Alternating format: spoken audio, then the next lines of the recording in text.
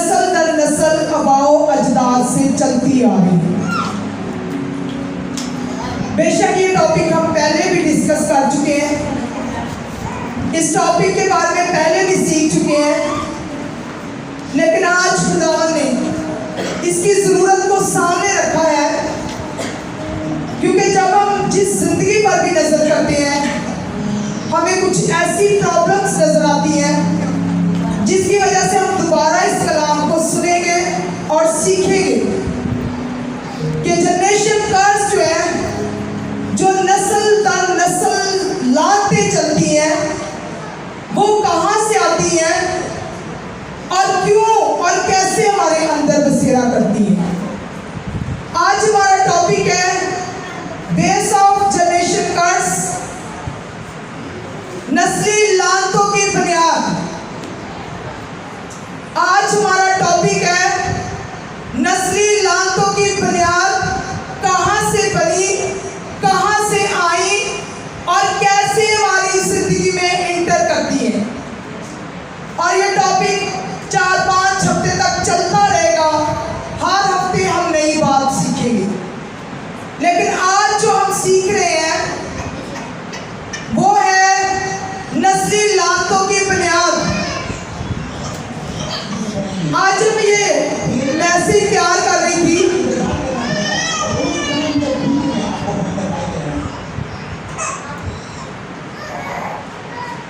ये कलाम बड़ी मेहनत से तैयार किया गया। प्लीज हर डिस्टर्बेंस खत्म कर दे। अगर चाहते हो कि आज इस मसा के कारण बंधन टूटे और खुदावंद का कोई काम हो तो सीरियस हो जाए।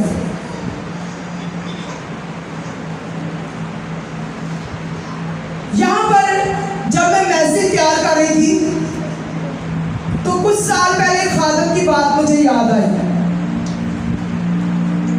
वो खादम मुझे कहता है कि आप जब भी दुआ करते हो आप ये वर्ड्स बोलते हो कि मेरे बाप दादा की, माँ बाप की रूहानी बदकारी माफ कर दे। तो कहता है कि माफी तो एक ही दफा होती है, आप बार बार क्यों ये लफ्ज कहते हो। मैंने से बोला कि हम इंसान हैं, रोज पता नहीं कितने के गुनाह करते हैं, इसी तरह हमारे बाप दादा भी पता नहीं कितने के करके चले गए। तो क्या सालों हम करते रहे लेकिन माफी सिर्फ हम एक ही दफा मांगे। अगर हमारे गुनाह बड़े हैं तो माफी भी रोज ही मांगनी है।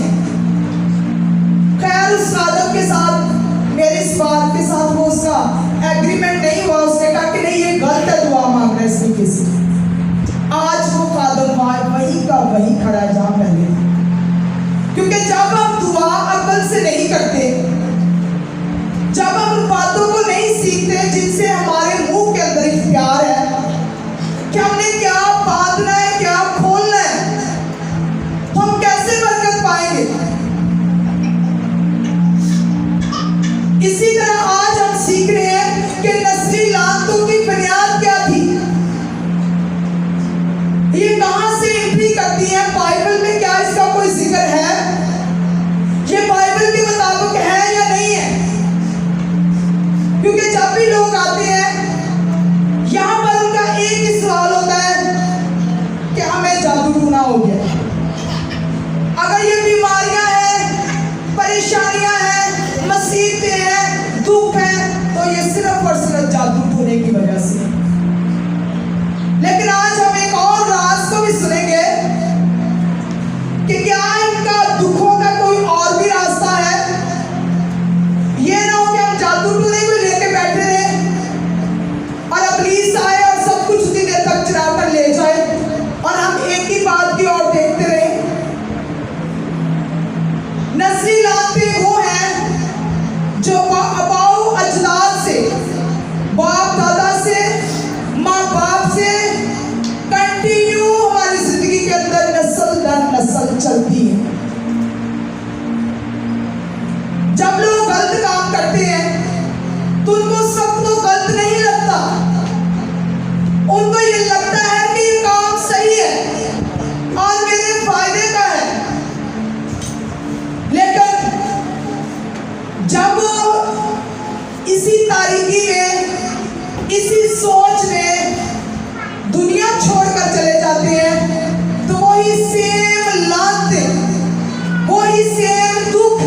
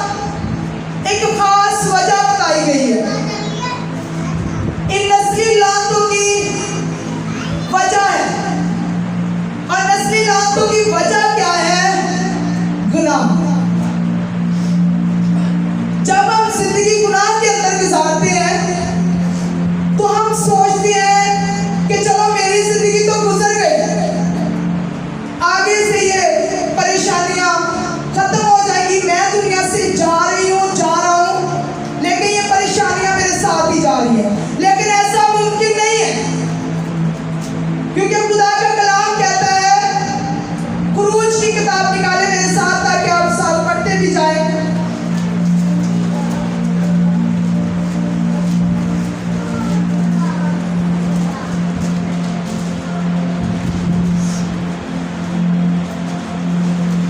खरूज की किताब उसका 20 बाब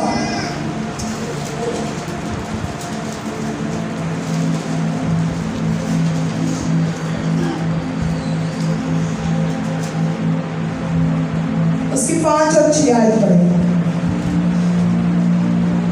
और तुम उनके आगे सिजदा न करना, न उनकी इबादत करना, क्योंकि मैं खुदा तेरा खुदा बेयोर खुदा हूँ। और जो मुझसे अदालत रखते हैं उनकी औलाद को तीसरी और चौथी पुश्त तक बांता की बदकारी की सजा देता हूँ। और हजारों बार जो मुझसे मोहब्बत रखते हैं और मेरे हुक्मों को मानते हैं रहम करता हूँ। आमीन। कितनों को समझ आई? खुदा का कलाम पुराने अहदनामा से इस बात को शुरू करता है और नए अहदनामा में भी ये हमें नजर आती है। और यहाँ पर लिखा है कि मैं तेरे बाप दादा की बदकारी की सजा तेरी तीसरी और चौथी पुश्त तक तुझे दूंगा। इसका मतलब है कि ये जो नस्ली लाते हैं, चाहे वो किसी भी रूप में हो सकती है। वो रूप क्या हो सकते हैं? बीमारी का रूप हो सकता है, गरीबी का रूप हो सकता है, कर्जे का रूप हो सकता है, लड़ाई झगड़े का रूप हो सकता है, एक्सीडेंट का रूप हो सकता है, और एक ही बीमारी के साथ नस्ल दर नस्ल किसी की डेथ हो जाना, उसके बाद हर साल घर में कोई बड़ा नुकसान होना, चाहे उतना पूरे साल में कमाया ना हो जितना साल के एंड पे निकल जाता है। उसके बाद पागलपन की लानत, नशे की लानत, जुए की लानत, बार बार फैमिली में खानदान में तलाक हो जाना, बार बार बेटियों का पैदा होना, बार बार बेटों का पैदा होना। कोई भी एक चीज किसी कसरत के साथ आपकी जिंदगी में काम करे। और 5 लोगों ने 2-2 बीवियां रखी हुई हैं।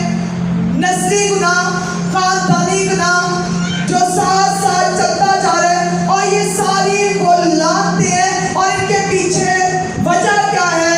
गुनाह।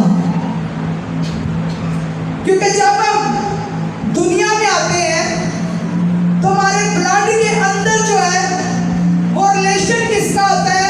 वो ब्लड लाइन किसकी होती है? हमारे बाप दादा की। अक्सर बच्चा पैदा होते कहते हैं कि इसकी सेम हरकतें अपने बाप जैसी हैं, इसकी सेम हरकतें अपने दादा जैसी हैं, ये सेम उसकी तरह उसकी तरह उसकी तरह। इसलिए कि जो ब्लड के अंदर था, ब्लड लाइन जो जुड़ गई है, वो जहां से जुड़ गई है उसमें अगर तो सफाई है तो सफाई जिंदगी में इंटर करेगी, अगर गंदगी है तो गंदगी इंटर करेगी।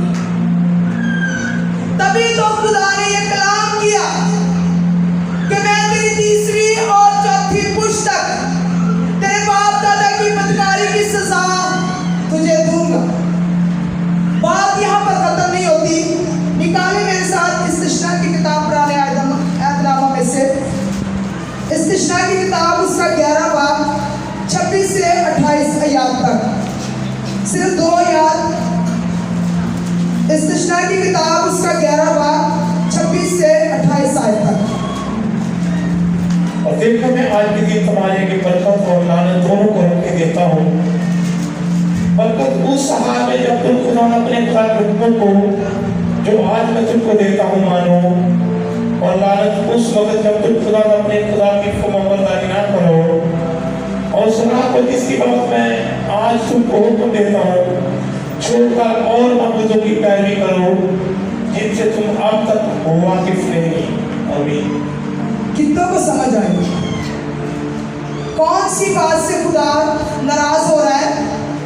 वो कह रहा है कि जब तुम गैर मबूदों की पूजा करोगे, लानत कब आएगी? कितनों को समझ आई है? लानत कब आएगी?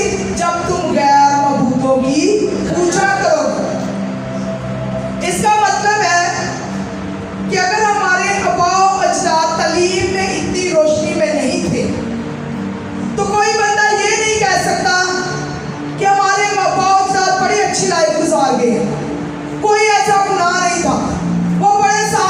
खुदा के साथ चलते थे। बेशक आज लोग यहाँ पर आते हैं, गलत बोलते हैं, खुदा के घर में आके झूठ बोलते हैं और वो और लानत वापस लेकर जाते हैं, क्योंकि वो कहता है कि जो मेरे साथ वफादारी करेगा वो बरकत का हकदार होगा, और जो मुझसे बेवफाई करेगा वो लानत का हकदार होगा। अब बेवफाई क्या है कि हमारा जिंदा खुदा जब हम उसको छोड़कर अन्य जगहों पर गैर मबूदों की पूजा करते हैं तो ये बेवफाई है।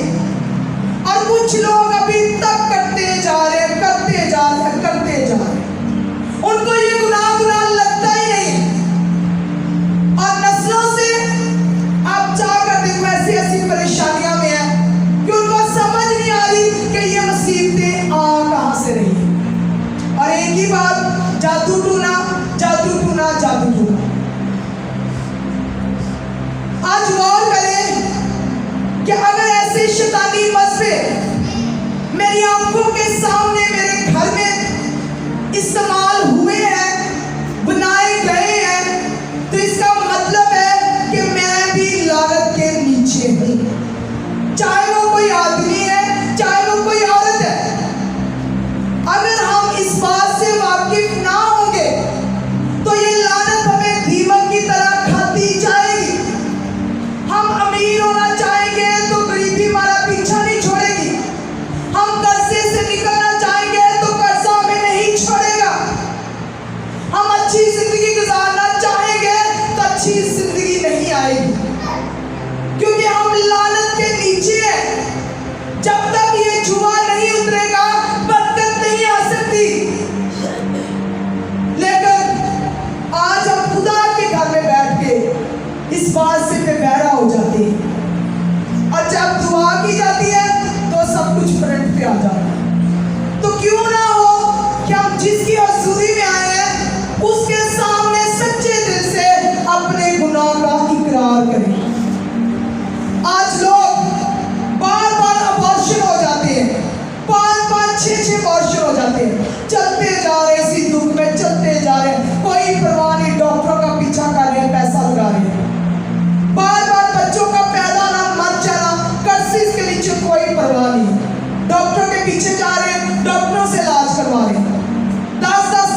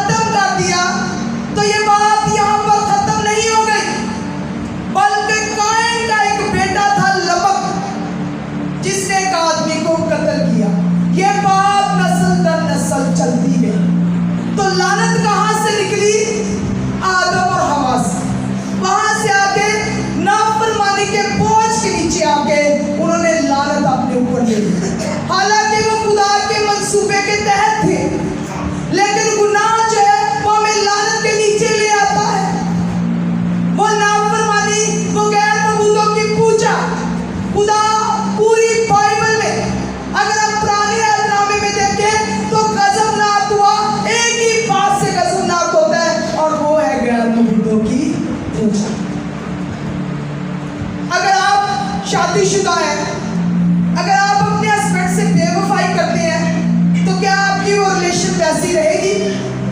तो मेरा और आपका खुदा हम धूलर है, वो धूला है, तो अगर उसके साथ बेवफाई करेंगे तो क्या रिलेशन वैसी रहेगी? तो क्यों हम गुनाह करके मुकर भी जाते हैं और जान भी नहीं छुड़वाते और बीमारियों में फंसे रहते हैं? अगर आज आप इस राज को समझ जाएं तो आप यकीन करें, खुदा के साथ रिलेशन बना लें तो कोई भी दुख आपके नजदीक नहीं आ सकता। अगर आएगा भी तो वो चला जाएगा, क्योंकि आपको पता होगा कि इसका रास्ता क्या है, कहां से आ रहा है, क्यों आ रहा है, मैंने कैसे इसको बंद करना है। लेकिन अगर पता होगा तो तभी आप बंद करेंगे, अगर पता नहीं होगा तो कैसे बंद करेंगे? ऐसे हर बात में हम जादू टूने को दोष नहीं दे सकते।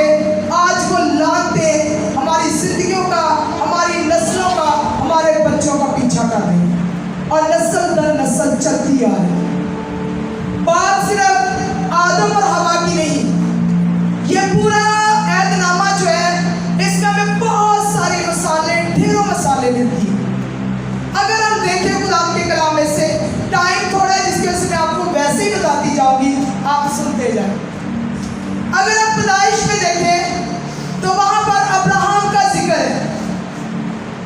अब्राहम का बाप तारे जो था वो एक बुत परस्त शख्स था, बुत परस्ती करता था, गैर मबूदों की पूजा करता था और दियाबंदी करता था, सारे वो गलत काम करता था।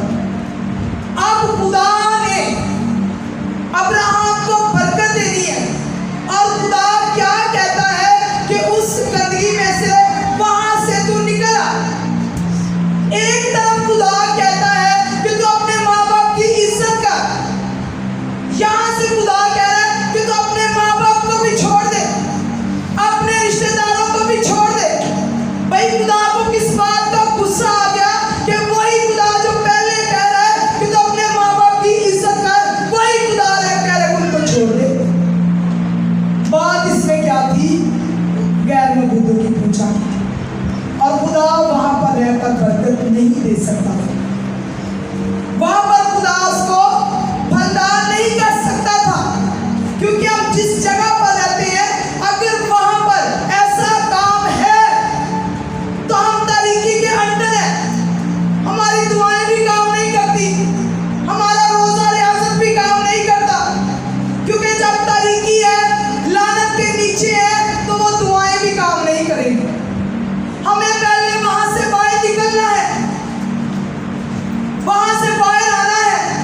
और अब्राहम जैसे बाहर आया, जैसे बाहर निकला, तो उसने भी थोड़ी सी हुक्म अदुली की।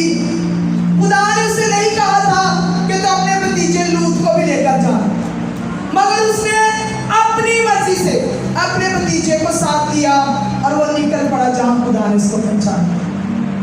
और थोड़े दिनों के बाद क्या हुआ इसका नतीजा? कि उसका वही भतीजा लूत जो है वो अब्राहम के साथ झगड़ा था। उसका झगड़ा हो जाता है भेड़ बकरियों के चक्रों में, माल मवेशी के चक्रों में और पानी के चश्मों के चक्रों में उनके दरमियान झगड़ा हो जाता है। लेकिन अब्राहम की हम्बलनेस, अब्राहम की मोहब्बत कि वो फिर भी लूत से कहता है कि जो हिस्सा तू लेना चाहता है ले ले, मगर हम दोनों का झगड़ा ना हुआ करे। और लूत ने क्या किया? उसने सारी तरफ नजर लगाई और उसको जहां नजर आया कि ये ज्यादा हरावल है, यहाँ पर मेरी भेड़ बकरियां, मेरे मवेशी ज्यादा तरक्की करेंगे, वो सदूम और अमोरा को अपने लिए चुन लेता है।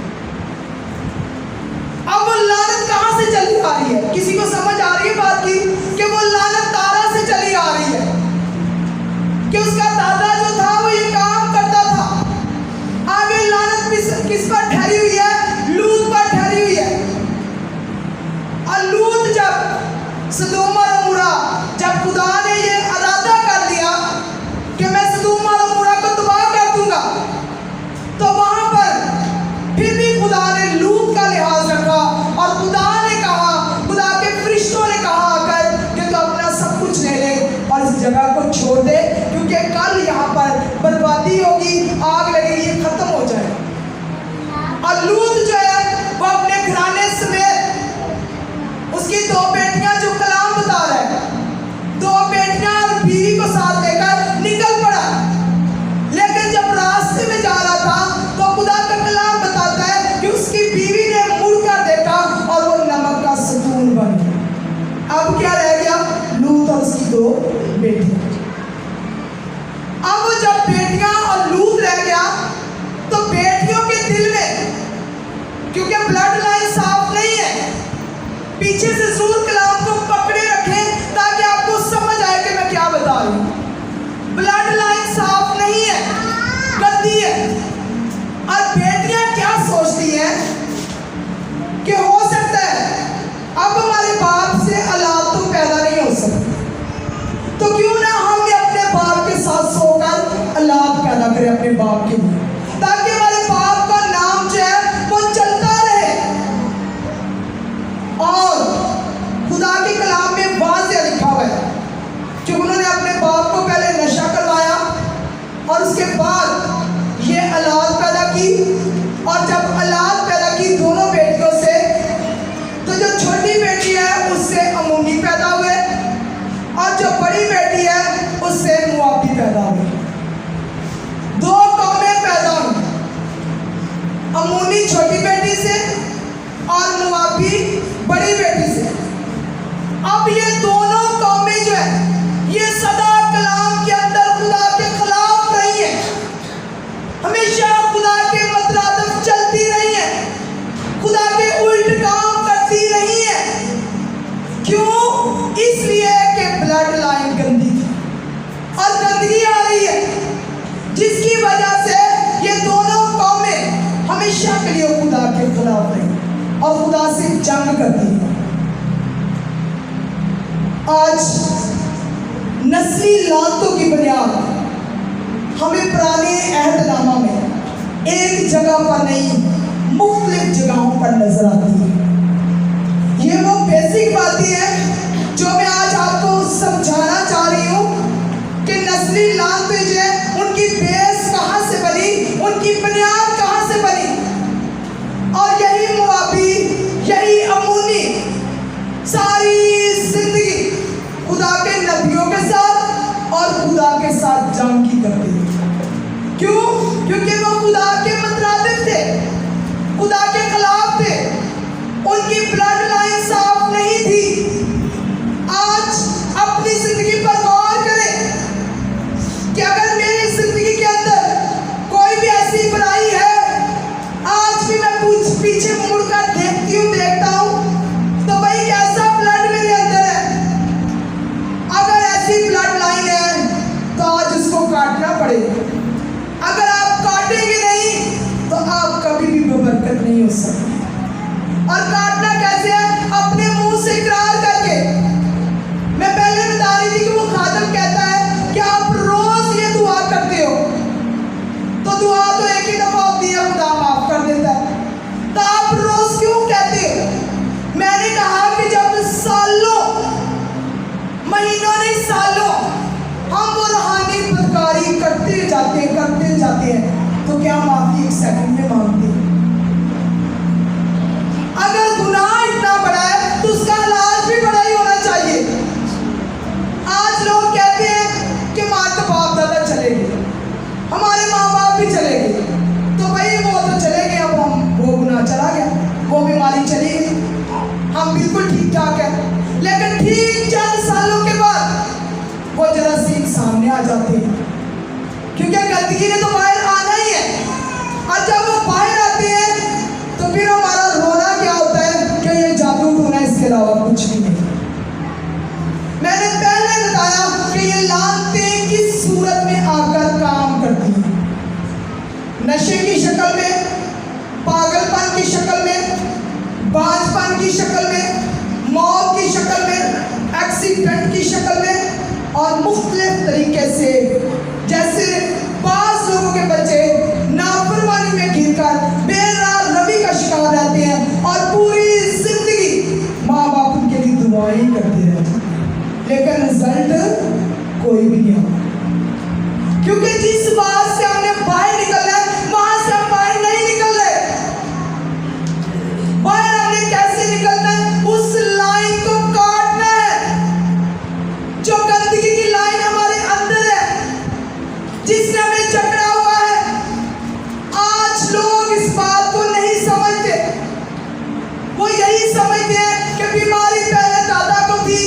ये शुगर दादी को थी, आगे शुगर मुझे हो गई, उसके बाद मेरी नस्लों को हो गई। ये आम बात है, ये आम बात नहीं है। ये वो नस्ली लानत है जो वहां से शुरू हुई और गंदगी चलती आ रही।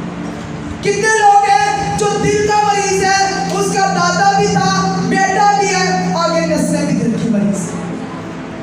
अभी रात को एक कॉल आई और वो कह रहे हैं कि उनके बच्चे जब बड़े होते हैं, जवान होते हैं, तो उनका दिल का सुराख जो है वो जाहिर हो जाता है।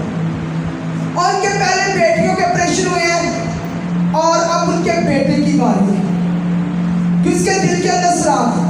आप अंडरस्टैंड करें इस बात को कि बीमारी किसी एक को हो सकती है, क्या बीमारी पूरी फैमिली को ही हो सकती है? एक तशवीशनाक बात है, इसको नॉर्मल नहीं ले कि अगर बीमारी एक को है तो क्या वो सब बहन भाइयों में हो सकती है? हम गौर नहीं करते इन बातों की और हम डॉक्टरों का पीछा करते करते पैसा जाया करते करते थक जाते हैं। लेकिन जो हल है, जो बाइबल के मुताबिक है, उसको हम अपने ऊपर नहीं लेते। तभी हम बीमारियों की शक्ल में मुश्किलात के अंदर है, गरीबी की शक्ल में मुश्किलात के अंदर है, कर्जे की शक्ल में मुश्किलात के अंदर है, लड़ाई झगड़े की शक्ल में मुश्किलात के अंदर है। आज समझ नहीं आती कि ये प्रॉब्लम्स आती कहाँ से। ये आज सबब है नस्ली लानतों का, जो पुश्त दर पुश्त, नस्ल दर नस्ल हमारी ज़िंदगी का पीछा करती हैं और इनके वसीला से हम बर्बाद होते हैं। हमारी ज़िंदगियाँ, हमारी नस्लें जो हैं वो सारी ज़िंदगी परेशानियों में रहती हैं। निकाले मेरे साथ खुदा के कलाम में से पहला शमूएल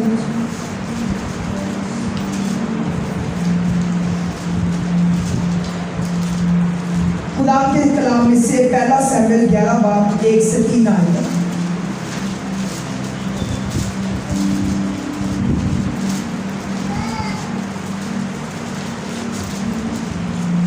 शमूएल की पहली किताब उसका 11वां बाब और पहली 3 आयत।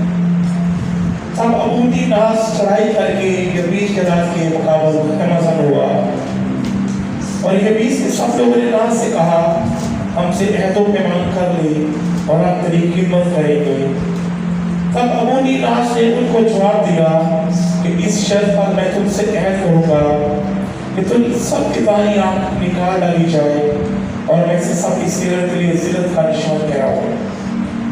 तब यबीस के बुजुर्गों से कहा, हमको 7 दिन की मोहलत दे ताकि हम इस्राएल की सब सरहदों में कासिद भेजें। तब अगर हमारी कोई ना मिले तो हम तेरे पास निकल आएंगे। आमीन। कितनों को समझ आई? ये सौल के दौर की बात है। सौल जब बादशाह था, बात हो रही है अमूनी और मोआबी, जो दो कौमें गलत रिलेशन के साथ, गंदगी के साथ यहाँ पर तशरीफ लाई। ये उनकी बात हो रही है, अमूनी लोगों की, कि उनके अंदर कैसा वैशीपन था कि वो सौल को कह रहे हैं कि अगर तुम्हें मौका दे तो हम काम करेंगे। अब करेंगे कैसे?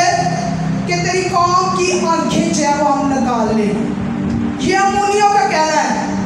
अमूनी और मोआबी सदा से खुदा के खिलाफ रहे, सदा से उसके नबियों के खिलाफ रहे, सदा से इस्राएलियों के खिलाफ रहे। भाई उनकी क्यों नहीं बनी?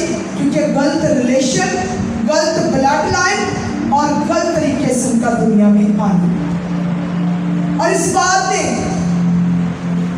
और खुदा ने सौल को इतनी हिम्मत दी कि सौल ने नास को भी और साथ अमूनी कौम को भी बिल्कुल खत्म कर डाला। क्यों? खुदा क्यों गुस्से में आ गया? खुदा तो रहम से भरा हुआ खुदा है, लेकिन यहाँ पर खुदा एक गुस्सा दिखा रहा है, इसलिए कि खुदा जो है इन दोनों कौमों से दूर है, क्योंकि वो जानता है कि इनका मेरे साथ कोई तल्लक नहीं। आज लोग यहाँ से भी दुआ, ऐसा गुनाह है तो आज आज गौर करें कि ये नस्ल दर नस्ल चलने वाली बातें हैं। ये सिर्फ आपकी जिंदगी तक नहीं ठहरेगी, बल्कि ये नस्ल दर नस्ल आपके साथ चलती रहेगी। और आज आप अपने गुनाह के साथ अपनी नस्लों को क्या कमा कर देकर जा रहे हैं। आज आप अपने ब्लड के जरिए अपनी नस्लों को कौन सा ब्लड देकर जा रहे हैं। क्या वो साफ है? क्या वो गंदा है? अगर गंदा है तो वजह क्या है? खुदा का कलाम कहता है कि गैर मबूदों की पूजा करना, मुझ जिंदा खुदा को छोड़कर उनके पीछे चलना। आज लोग परेशानियों में, मुश्किलात के अंदर है। आज कितने लोग हैं, दादी को तलाक हुई, आगे बहू को हो गई, बहू के बाद आगे दूसरी नस्लों को हो गई, और ये नॉर्मल बात है। ये नॉर्मल नहीं है। कोई भी ऐसा काम जो खानदान में लगातार चलता आ रहा है, चाहे वो बीमारी की शक्ल में है, चाहे वो किसी भी ऐसी शक्ल में है जो आपको तंग कर रही है, तो समझ आए कि ये खुदा की ओर से नहीं, ये मेरा अपना कमाया हुआ फल है जो मेरे सामने आ रहा है। लेकिन आज फिर भी खुदा मोहब्बत से भरा खुदा वो हमारे लिए कोई रास्ते ऐसे छोड़ दिए हैं जहाँ से हम निकल कर इनसे आज़ाद हो सके। और वो एक रास्ता है, सलीबी रास्ता। उसने अपना लहू बहाया, और उसने लहू बहाकर आज इस ब्लड लाइन को ख़त्म करने के लिए जो गंदगी की है, नापाकी की है, बेवफाई की है और नाफरमानी की है, इसको ख़त्म करने के लिए बहाया, ताकि इस ब्लड लाइन के साथ हम जुड़ जाएं और हमारी लान के हमसे कट जाए। आज जब भी दुआ में बैठते हैं तो आपके ये वर्ड्स पहले होने चाहिए कि खुदा मेरे बाप दादा की, मेरे माँ बाप की और मेरी रूहानी बदकारी, गुनाह, गलतियों, खताओं को माफ़ कर दे, जो मेरे अंदर मेरे खून के वसीला से मेरी नस्लों में जा रही हैं, इनको काट दे। जब तक आप अपने मुंह से इकरार नहीं करेंगे, कोई खादर इनको काट नहीं सकता। और अगर चाहते हो कि नस्ली लानतें हमारी जिंदगी हमेशा के लिए चली जाए, तो ये इकरार मर्द के लिए है जो घर का हेड ऑफ फैमिली, जिसको खुदा ने इज्जत दी है, साथ ठहराया है। आज अगर मर्द इस काम में शामिल है तो वो घर फलवंद है, वो घर का बरकत है और वो घर खुदा की नजर के लिए। लेकिन अगर मर्द आपके साथ नहीं इस बात में, तो वो ब्लड लाइन, क्योंकि मर्द से जो है वो ब्लड लाइन आगे चलती है। इसलिए कोशिश करें कि खुदा की हज़ूरी में आए, लगातार आए, इन लानतों को अपनी जिंदगियों से काटे, अपने बच्चों से काटे, अपने घरों से काटे, अपनी कमाई के रास्तों से काटे, अपनी सिर तंदुरुस्ती के रास्तों से काटे। आप जिस राह से तंग है, वहाँ से इन लानतों को काट दीजिए। और काटना किससे है? खुदा का कलाम जो रूह की तलवार है, वो जड़ों से काटने की कुदरत रखता है। आज कितने लोग हैं, दादी पागल थी, आगे माँ पागल है, माँ के बाद बेटी पागल है, बहू पागल है, क्योंकि वो नस्ल दर नस्ल चल रहा है। तो ये हमारे लिए नॉर्मल नहीं है, ये वो लानत है, वो पागलपन का कर्ज है, वो पागलपन की लानत है जिसका जुआ हमारी ज़िंदगी पर ठहरा है। जब तक इसको उतारेंगे नहीं, ये दुआओं से, खादमों के कहने से नहीं, ये आपके मुंह से जिनके साथ ये तल्लक जुड़ा हुआ है, जब तक वो नहीं काटेंगे, कोई भी इसको काट नहीं सकता। कितनों को समझ आई मेरी भाई? और ये बात यहाँ तक की रुकती नहीं है कि आप समझें कि शायद पूरा पुराना अहदनामा जो है वो ही खोल के बता दिया है, नए अहदनामे की तो कोई बात ही नहीं बताई। कितने जानते कि यीशु को भूख लगी और वो अंजीर के दरख्त पे फल ढूंढने का? कितनों को पता है? सबको पता है। और इसका जिक्र जो है वो मत्ती के इंजील उसका 21 बाब उस 19 आयत में हमें मिलता है। अगर अंजीर का दरख्त पत्तों से भरा हुआ है, तो पत्तों के साथ फल भी होना चाहिए। लेकिन वहां पर एक कर्ज नजर आ रहा है, वहां पर एक लानत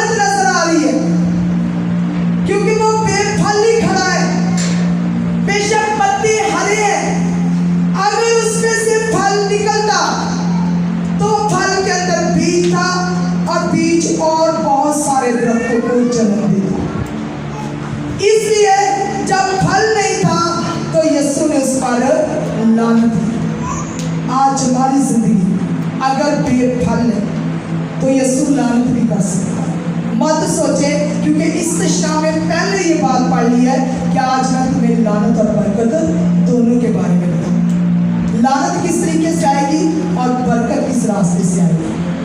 तो आज सीखने वाली बातें हैं, इसको हम कंटिन्यू रखेंगे। बहुत लंबा टॉपिक है, हर दफ़ा हम सीखेंगे, लेकिन कोशिश करें कि जब भी दुआ में बैठते हैं, चाहे दुआ वाला तेल ज़ुबान पे लगाएं, उस मसा को लगाकर अपने सर पे लगाकर उन लानतों को काटें, हाथों पे लगाकर काटें और खुदावंद से कहें, खुदावंद तेरा मसा मेरी ज़िंदगी के अंदर से, मेरी नस्लों के अंदर से उन लानतों को काट, मज़ीद गड़े में न जाए, निकल जाए लानतों से, वरना ये आने वाले वक्त में आपको रोटी से भी बर्दाश्त कर दे। तो मत सोचे कि ये सिर्फ जादू है, ये वो कर्सिस है, वो लानतें हैं जो बाप दादा से, माँ बाप से ब्लड रिलेशन के जरिए हमारी ज़िंदगी का हिस्सा बनकर हमारे साथ बढ़ रही है। ये शिद्दत इख्तियार कर जाती है, यानी ये नहीं कि अगर एक है तो वो लानत ठहरी रहेगी, लानतों पे लानतें जन्म लेती जाएगी, क्योंकि वो शिद्दत इख्तियार कर जाती है। जैसे आप एक मुसीबत से निकलेंगे दूसरी में चले जाएंगे, दूसरी से निकलेंगे तीसरी में चले जाएंगे। तो क्यों ना हो कि आप उन लानतों को अपनी ज़िंदगी से काटते जाएं, अपनी नस्लों से काटते जाएं, अपने कारोबार से काटते जाएं, अपने खाने पीने से काटते जाएं, अपने पहनने ओढ़ने से काटते जाएं, ताकि जहाँ जहाँ लानतों का असर है वो कटता जाए और निकलता जाए आपकी ज़िंदगी से। हालेलुया। खुदा मुझे आपको इस्लाम के सर से